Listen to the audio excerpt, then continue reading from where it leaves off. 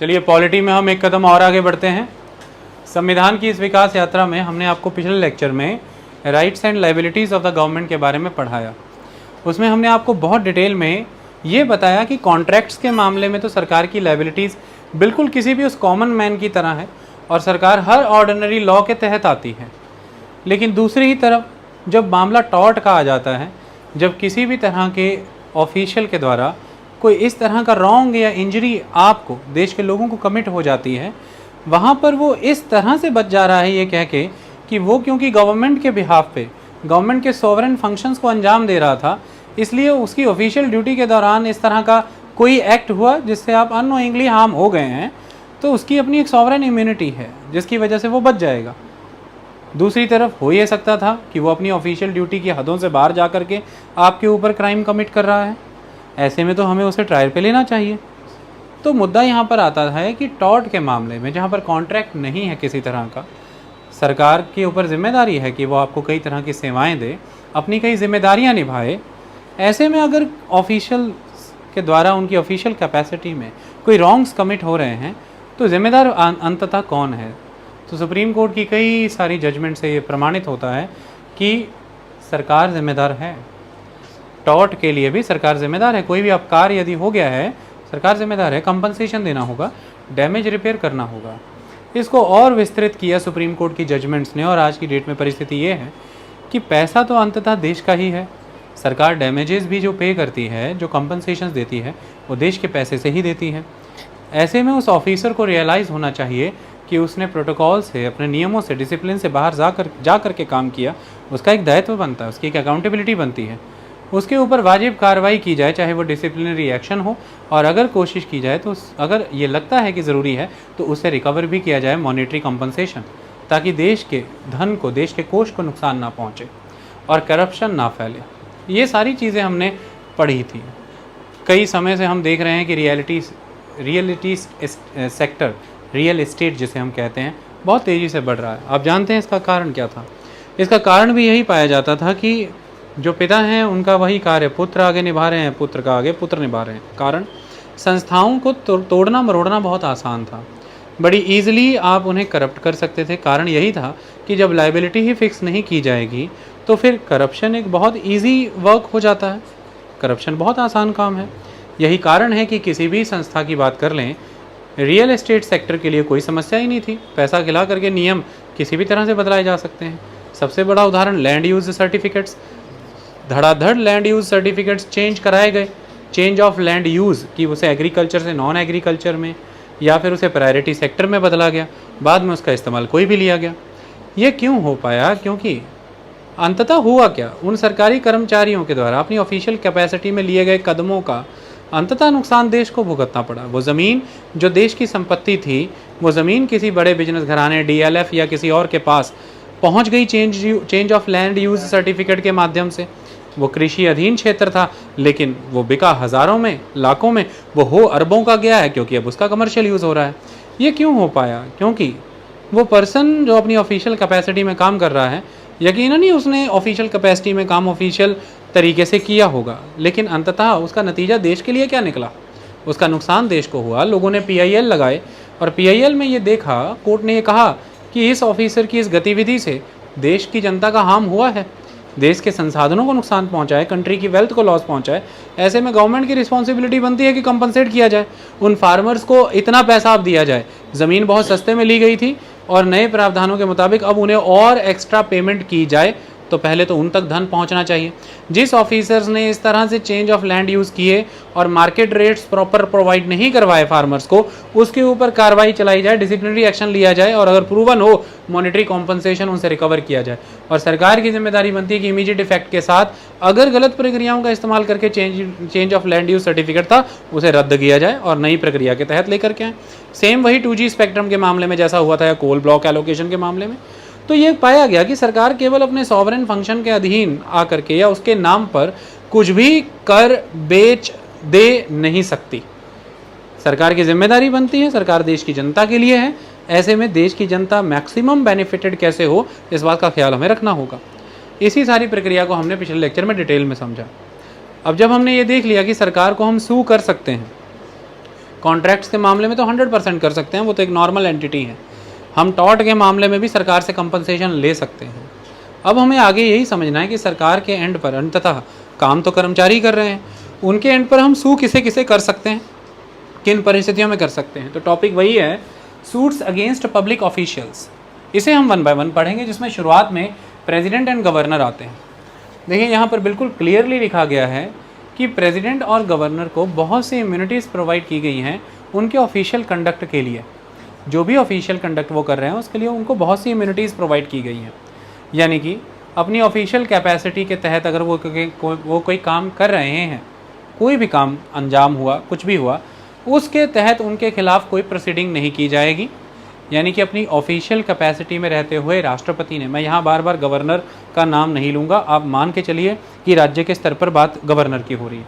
अपनी official capacity में अगर प्रेसिडेंट ने कोई भी डिसीजन लिया है, कोई एक्सरसाइज ऑफ डिसीजन हुआ है, बी इट एनीथिंग, उसके लिए अपने कार्यकाल के दौरान और कार्यकाल के बाद भी कभी किसी भी मैनर में प्रेसिडेंट लायबल नहीं है। आप प्रेसिडेंट को सू नहीं कर सकते। इतनी बात क्लियर हुई। उसका कारण है, सबसे पहला कारण उसका ये है कि प्रेसिडेंट कुछ भी करेंगे वो काउंसिल ऑफ मिनिस्टर की एड एंड एडवाइस से करेंगे। प्रेसिडेंट कुछ भी करेंगे वो काउंसिल ऑफ मिनिस्टर की एड एंड एडवाइस से करेंगे। ये फर्स्ट एस्पेक्ट। तो ऐसे में उस डिसीजन के लिए कि जो डिसीजन काउंसिल ऑफ मिनिस्टर ने लिया है और जो डिसीजन पॉपुलर डिसीजन है, क्योंकि वो देश की जनता के द्वारा चुनी हुई पॉपुलर गवर्नमेंट है, उस डिसीजन पर जब प्रेसिडेंट को अपनी मोहर लगानी है, ऐसे में प्रेसिडेंट को उस डिसीजन के रिपरकशंस के लिए रिस्पॉन्सिबल क्यों ठहराया जाए, लायबल क्यों ठहराया जाए। प्रेसिडेंट का वहाँ कोई रोल नहीं बनता है। प्रेसिडेंट इसलिए किसी भी तरह की ऑफिशियल कंडक्ट के तहत होने वाली एक्टिविटी के लिए अपने कार्यकाल के दौरान या अपने कार्यकाल के बाद भी आजीवन किसी तरह के जवाबदेही नहीं रखते। कोई लायबिलिटी नहीं है, आप उन्हें सू नहीं कर सकते कि प्रेसिडेंट के द्वारा ये नियम आया है, प्रेसिडेंट ने ये डिसीजन लिया है, इससे ये नुकसान हुआ है और इसके तहत अब हम प्रेसिडेंट को लायबल ठहराते हैं। जैसे उदाहरण के तौर पर मान लीजिए कि भारत सरकार का एक फ़ैसला आया जिसके तहत इतने हज़ार लोगों के ऊपर ट्रायल कंडक्ट किए जाएंगे, टेस्ट किए जाएंगे वैक्सीन के। अब अंततः वो भारत सरकार का फ़ैसला आएगा तो राष्ट्रपति के हवाले से ही, वो फ़ैसला तो राष्ट्रपति का है। अब उस ट्रायल्स में ये पाया गया कि बहुत से लोगों को जेनेटिक डिसऑर्डर्स हो गए, नुकसान हो गया। अब इसके तहत आप राष्ट्रपति के ऊपर कोई किसी तरह का मामला नहीं चला सकते, आप उन्हें सू नहीं कर सकते, क्योंकि उनका ये फ़ैसला उनकी ऑफिशियल कैपेसिटी में था और उनकी ऑफिशियल कैपेसिटी में लिए गए फ़ैसलों के लिए, कामकाज के लिए, उनके कार्यकाल के दौरान या कार्यकाल के बाद कोई गतिविधि कोर्ट की नहीं हो सकती, उन पर कोई सू नहीं हो सकता। ये फ़ैसला काउंसिल ऑफ मिनिस्टर की एड एंड एडवाइस से उन्होंने लिया था। ये फ़ैसला सरकार का है और सरकार के फैसले के लिए भी मैंने आपको सीधे सीधे कहा है कि किसी प्रधानमंत्री या किसी एक मंत्री को यहाँ पर जिम्मेदार नहीं ठहराया जाएगा। सरकार के इस फैसले के लिए यूनियन ऑफ इंडिया के अगेंस्ट केस चलेगा, यूनियन ऑफ इंडिया को स्यू किया जाएगा और यूनियन ऑफ इंडिया वहाँ पर जो भी वाजिब कंपनसेशन देना बनता है वो वहाँ पर करेंगे, लेकिन राष्ट्रपति का इसमें कोई रोल नहीं। इतनी बात समझ में आई। सेकेंड चीज़ यहाँ पर मैंने दी कि सू नहीं किया जा सकता, तो इसका नतीजा क्या निकलता है कि प्रेसिडेंट के किसी ऑफिशियल कंडक्ट का रिव्यू भी किया नहीं जा सकता। क्या प्रेसिडेंट के ऑफिशियल कंडक्ट को हम रिव्यू भी नहीं कर सकते? बिल्कुल कर सकते हैं। प्रेसिडेंट ने जो भी ऑफिशियल एक्शन लिया है, ऑफिशियल कंडक्ट किया है, उसका रिव्यू हो सकता है। इसका रिव्यू इसलिए करना है कि प्रेसिडेंट के लिए भी तो इम्पीचमेंट का एक प्रावधान है, प्रेसिडेंट का रिमूवल भी तो हो सकता है। अब मैं आपसे पूछना चाहता हूँ कि प्रेसिडेंट का रिमूवल कैसे हो सकता है? प्रेसिडेंट अगर प्रूव्ड मिसबिहेवियर और इनकैपेसिटी, हालांकि ग्राउंड यही है कि कॉन्स्टिट्यूशन की अगर वायलेशन करते हैं प्रेसिडेंट, और कॉन्स्टिट्यूशन की वायलेंस का कंसेप्ट यहाँ पर यही है कि पॉपुलरली इलेक्टेड गवर्नमेंट है और प्रेसिडेंट को कॉन्स्टिट्यूशनल मैंडेट के अकॉर्डिंग ही चलना है। प्रेसिडेंट को यहाँ पर अकेले तानाशाह नहीं बन जाना है। तो अगर वो इस संविधान के तहत उनकी पदवी, उनकी गरिमा, उनकी शपथ आती है, उसी संविधान की मर्यादाओं को यदि भंग करेंगे, उसकी अवहेलना करेंगे और वो कोई भी निर्णय ले रहे हैं, तो वो अपनी ऑफिशियल कैपेसिटी में ही रहें। उनको एड एंड एडवाइस किया गया है, कानून पारित करके उनको कहा गया है कि भाई ये कानून इमीडिएटली ज़रूरी है। उनको एड एंड एडवाइस किया गया है कि ये फैसला ये लेना है, वो मोहर ही नहीं लगा रहे, वो निर्णय ही नहीं ले रहे, काम हो ही नहीं रहा। देश तो ठप पड़ गया। आपने चुनाव लड़े, चुनाव में हज़ारों करोड़ रुपए का खर्चा हुआ, आपने एक गवर्नमेंट बनाई, गवर्नमेंट आगे जाकर के ब्लॉक हो गई क्योंकि राष्ट्रपति के हस्ताक्षर के बाद ही कोई बिल कानून बनता है और राष्ट्रपति की मोहर से ही, राष्ट्रपति के नाम पे ही हर एग्जीक्यूटिव डिसीजन होता है। तो ना कोई लेजिस्लेटिव वर्क हो पा रहा है, ना कोई एग्जीक्यूटिव डिसीजन आ पा रहा है, ना कार्यकारिणी काम कर पा रही है। ऐसे में तो राष्ट्रपति सर्वोपरि हो गए, फिर चुनाव करने की विधि का तो कोई यूज़ ही नहीं। लेकिन ये इसलिए हो पा रहा है कि राष्ट्रपति संविधान से बाउंड है, और उसी संविधान में ये कहा गया है कि प्रेसिडेंट काउंसिल ऑफ मिनिस्टर की एड एंड एडवाइस से चलेंगे भाई। ऐसे में अगर संविधान की अवहेलना कर रहे हैं, जबकि कर तो वो ऐसा अपनी ऑफिशियल कैपेसिटी में ही रहे हैं ना, तो उनके ऑफिशियल कंडक्ट को हम रिव्यू तो करेंगे फिर कि भाई ये कौन सा ऑफिशियल कंडक्ट करने चले गए। उस रिव्यू को करने की शक्ति किसी भी कोर्ट, किसी भी ट्राइब्यूनल या किसी भी अदर बॉडी में आ सकती है, अगर कोई भी एक हाउस लेजिस्लेचर का, यानी कि राज्यसभा लोकसभा में से कोई भी एक हाउस उस कोर्ट, ट्राइब्यूनल या उस बॉडी को ऑथोराइज कर दे अपने यहाँ पर रेजोल्यूशन पास करके, तो फिर वो बॉडी प्रेसिडेंट के कंडक्ट, ऑफिशियल कंडक्ट को रिव्यू कर सकती है for the purpose of the impeachment, तो प्रेसिडेंट का कंडक्ट वहाँ पे रिव्यू होता है। और रिव्यू के लेकिन ये रिव्यू तभी हो सकेगा जब पार्लियामेंट के दोनों हाउसेस में से कोई एक हाउस रेजोल्यूशन पास करके ऑथराइज करेगा उस बॉडी को, चाहे वो कोर्ट है, कोई ट्राइब्यूनल है या कोई अदर बॉडी है, फिर वो प्रेसिडेंट के ऑफिशियल कंडक्ट को रिव्यू करेगी। उस रिव्यू में पाया जाएगा कि प्रेसिडेंट ने कॉन्स्टिट्यूशनल वायलेशंस की हैं भाई, तो फिर आगे प्रक्रिया शुरू हो जाएगी प्रेसिडेंट के महाभियोग की, राष्ट्रपति का महाभियोग हो जाएगा, इम्पीचमेंट हो जाएगी। ये तो एक चीज़ हो गई। लेकिन इसके अलावा प्रेसिडेंट ने अपनी ऑफिशियल कैपेसिटी में जो भी किया है, उसके लिए आप उन्हें उसके कार्यकाल के दौरान और कार्यकाल के बाद किसी तरह से भी सू नहीं कर सकते। आई बात समझ में? इतनी बात क्लियर हुई कि official conduct of the president can be reviewed, ये हो सकता है। अब जितने भी फैसले हमारे देश में हो रहे हैं, यूनियन एग्जीक्यूटिव किसके नाम पर काम कर रही है? राष्ट्रपति। यूनियन के जितने भी फैसले आ रहे हैं ज़मीनी स्तर पर, किसके नाम पर आ रहे हैं? राष्ट्रपति। भारत सरकार की मोहर वहाँ से लग करके आ रही है, और जैसे ही मोहर लग गई मतलब कि वो मामला, वो निर्णय राष्ट्रपति के दफ्तर से आया है। आई बात समझ में? अब राष्ट्रपति के द्वारा ऑथराइज किया गया है सबको मोहर लगाने के लिए, वो एक अलग बात है, लेकिन आज सब कुछ राष्ट्रपति की तरफ। अब ऐसे में आप अग्रीव्ड पर्सन हैं, जैसे कि मान लीजिए आप एक योजना केंद्र सरकार की आई तो राष्ट्रपति के हवाले से ही, उस योजना के तहत आप लाभार्थी थे लेकिन आपको लाभ मिला ही नहीं, तो अब आप उस काम के लिए, क्योंकि वो राष्ट्रपति के हवाले से आई है, तो उसके लिए जो आप एग्रीव्ड पर्सन हैं, यानी कि आप वंचित वर्ग हैं, आपका नुकसान हुआ है, आप उसके लिए प्रेसिडेंट को पर्सनली लायबल नहीं ठहरा सकते। उसके लिए आप सीधे जाएंगे, जो केस लगाएंगे वो यूनियन ऑफ इंडिया के अगेंस्ट लगेगा। तो ये यहाँ पर समझाया गया है कि काम सारे ऑफिशियल प्रेसिडेंट के नेम पर ही होंगे, एग्जीक्यूटिव एक्शन प्रेसिडेंट के नेम पर परफॉर्म होते हैं। लेकिन इसका मतलब ये नहीं है कि आप कोर्ट में प्रेसिडेंट को घसीटेंगे। कोर्ट में जिसे आप सू करेंगे वो होगी गवर्नमेंट इंडिया की, यानी कि गवर्नमेंट इंडिया की वहाँ पर किस नेम से सू होगी? यूनियन ऑफ इंडिया की नेम से। और अगर राज्य की सरकार है तो फिर वहाँ पर आप गवर्नर को नहीं कोर्ट में ले जाएंगे, वहाँ पर आप गवर्नमेंट ऑफ द स्टेट को कोर्ट में ले जाएंगे। और वो किस नाम से जाएगी?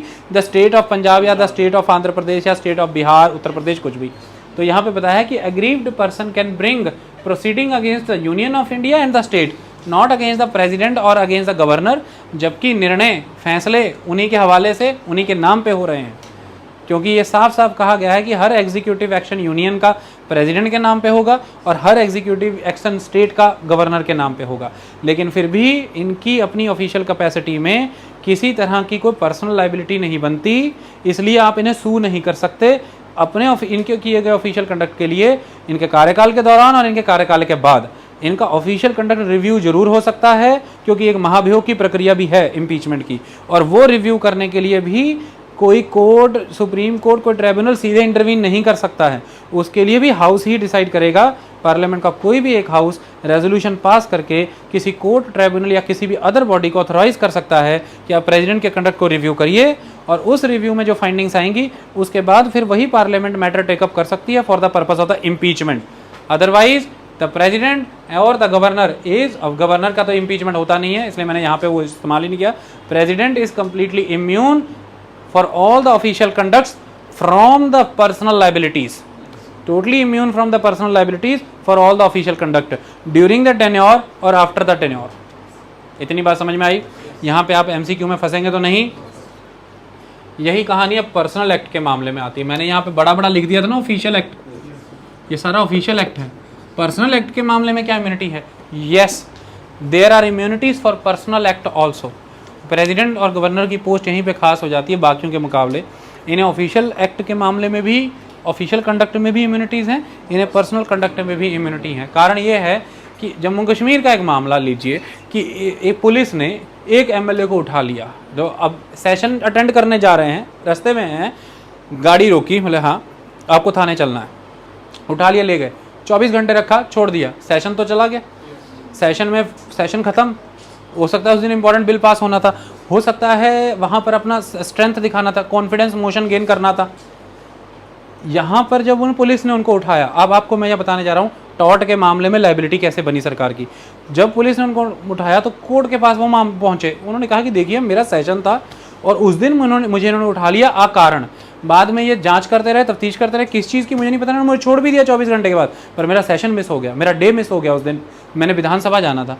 तो कोर्ट ने कहा कि पुलिस ने अपनी ऑफिशियल कैपेसिटी में जांच के नाम पर इनको उठाया। ठीक बात, गवर्नमेंट कह सकती है कि हमारा सॉवरेन फंक्शन था, हमको इन पर संदेह था, लेकिन अंततः कोई फाइंडिंग निकली नहीं, कुछ पता नहीं चला। ये पता लगता है कि ये सब फ्रेम्ड था, इसलिए सरकार की जिम्मेवारी बनती है उनको कंपनसेशन। तो 50,000 के अराउंड मेरे ख्याल कंपनसेशन दिया गया था उनको उस दिन उठाने के लिए। ये क्या हुआ, टॉर्ट के मामलों में सरकार की लायबिलिटी फिक्स कराई। अब ऐसे ही सरकार के लेजिस्लेचर के सारे कानून जो है राष्ट्रपति साइन करेंगे, इसी तरह से सारे एग्जीक्यूटिव काम भी राष्ट्रपति के नाम पे होंगे। जो मर्जी जिधर मर्जी देखो, देश के इतने थानों में, इतने कोर्ट में, हर जगह क्रिमिनल केसेस, सिविल केसेस तो राष्ट्रपति के खिलाफ लागू करता ही रहेगा। और फिर ऐसे में तो राष्ट्रपति अपने वकीलों के माध्यम से उन्हीं चक्करों में पड़े रहेंगे और भुगतते रहेंगे। इस तरह से तो आप लेजिस्लेचर और गवर्नमेंट दोनों को सैबोटेज कर लोगे विद इन अ मिनट। तो ऐसे में प्रेसिडेंट को इम्यूनिटी दी गई है।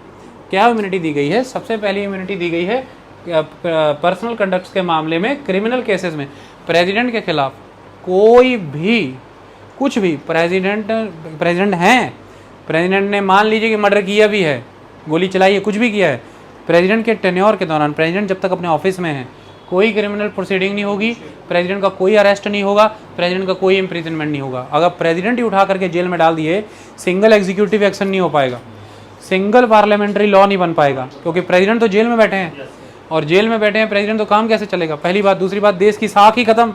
जिसके नाम पर सारे एग्जीक्यूटिव वर्क हो रहे हैं, जिसके नाम पर सारी लेजिस्लेचर में कानून बन रहे हैं, वो तो खुद जेल में है, तो वो कानून क्या बना होगा, वो नीति क्या बनी होगी, मॉरलिटी कहाँ चल, किसी भी लॉ के पीछे उसकी शक्ति क्या होती है, उसकी पावर ऑफ मॉरलिटी, तो वो तो उड़ ही गई हवा में। इसलिए फर्जी चार्जेस से और बाकी प्रक्रियाओं से बचाने के लिए ये है। अब आप कहेंगे सर फिर ये तो बड़े अजीब सी बात है, वो तो क्रिमिनल एक्ट ही करता रहेगा। अपनी पर्सनल कैपेसिटी में अगर वो क्रिमिनल कॉन्डक्ट कोई करता है, तो जब तक वो अपने दफ्तर में है उसके अगेंस्ट कोई भी क्रिमिनल प्रोसीडिंग नहीं होगी। इंडिया की किसी भी कोर्ट ऑफ लॉ में कोई उसका अरेस्ट नहीं होगा, कोई उसका इम्प्रिजनमेंट नहीं होगी। लेकिन ये इम्यूनिटी सिर्फ और सिर्फ प्राप्त है जब तक वो ऑफिस में है। जैसे ही उनका ऑफिस उन्होंने ऑफिस सीज किया, छोड़ा, उनके अगेंस्ट एक आम इंसान की तरह क्रिमिनल प्रोसीडिंग होगी। तो ऐसे में फिर ये होता है कि अगर उन्होंने वाकई कोई क्राइम किया है, तो फिर मैंने आपको अभी बताया कि फिर इम्पीचमेंट की प्रक्रिया है, फिर उनको इम्पीच कर दिया जाएगा, क्योंकि उन्होंने कॉन्स्टिट्यूशन की वायलेशन की है, वो क्राइम नहीं कर सकते। और जैसे ही वो इम्पीच हो जाएंगे, वो फिर कौन है? वो फिर एक आम क्रिमिनल है, और फिर उनके खिलाफ कार्रवाई शुरू होगी। लेकिन राष्ट्रपति रहते हुए देश की कामकाज को कोई बाधित ना कर दे, राष्ट्रपति की छवि, देश की छवि को कोई धूमिल ना कर दे, इसलिए ये इम्यूनिटी उन्हें दी गई है। क्योंकि यहाँ पर पर्सन से बड़ी पोजीशन है, और पोजीशन यहाँ पर नेशनल सिक्योरिटी से जुड़ी हुई है, पोजीशन यहाँ पर नेशनल डिग्निटी इमेज से जुड़ी हुई है। वह राष्ट्र को रिप्रेजेंट करते हैं। President is the symbol of the nation. ऐसे में नेशन की इमेज को टॉर्न करने के लिए, नुकसान पहुंचाने के लिए कोई किसी भी तरह के फर्जी मामले में उन्हें फंसा सकता है।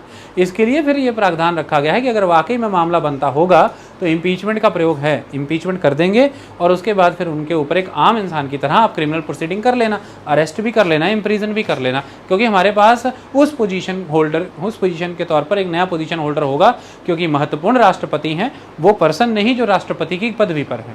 आई बात समझ में? वह पद महत्वपूर्ण है, तो उस पद पर हम किसी और को बैठा लेंगे, देश की छवि बनी रहेगी, देश चलता रहेगा। क्रिमिनल प्रोसीडिंग, पर्सनल कंडक्ट के मामले में इम्यूनिटी क्लियर।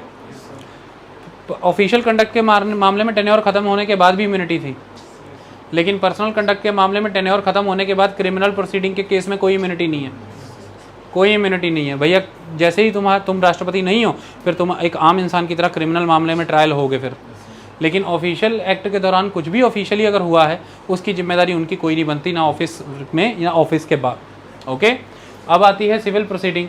प्रेसिडेंट के खिलाफ, प्रेसिडेंट अपने पद पे है, उसी समय में सिविल प्रोसीडिंग स्टार्ट की जा सकती है, लेकिन उसके लिए उन्हें 2 महीने का प्रायर नोटिस देना पड़ेगा, उन्हें एडवांस नोटिस देना पड़ेगा। इसके लिए जरूरी नहीं है कि ये देखा जाए कि वो राष्ट्रपति के पद पर हैं तो पहले पद छूटे फिर उनके खिलाफ सिविल प्रोसीडिंग चलाएं। सिविल प्रोसीडिंग्स हो सकती हैं, कई घरेलू मामले हो सकते हैं, कुछ भी हो सकता है मतलब एक राष्ट्रपति है, अब आप इमेजिन करिए प्रेसिडेंट है, ठीक है उनकी चॉइस है, अब वो अपने पार्टनर के साथ नहीं रहना चाहते या उनकी पार्टनर अब कहीं और जाना चाहती है, मान लीजिए एक मेल प्रेसिडेंट है तो वो सिविल सूट फाइल करना चाहते हैं डाइवोर्स पर्पसेस से के लिए, या फिर किसी तरह की कोई कंपनसेशन उनकी वाइफ उनसे चाहती है, बी इट एनीथिंग, तो इससे तो ये ग्राउंड नहीं बनती ना कि अब उन्हें राष्ट्रपति भी ना रहने दिया जाए, पहली बात। और ये भी नहीं कह सकते उनकी पत्नी को और इनको खुद को कि अभी अभी राष्ट्रपति बने 5 साल हैं, जब ऑफिस सीज कर जाओगे फिर सिविल प्रोसीडिंग करके तुमको तलाक दिलवा देंगे, वो अभी आज़ाद होना। फॉरेन में अक्सर राष्ट्रपति ये सब करते रहते हैं, मैरिज कर लेते हैं फिर छोड़ देते हैं, कर लेते हैं, तो ये चलता ऐसा भी नहीं है कि करते छोड़ते रहते हैं। मैं फॉरेन को बदनाम नहीं कर रहा हूँ, ये पूरी दुनिया में कहीं भी हो सकता है, हर जगह का अपना एक कल्चर होता है।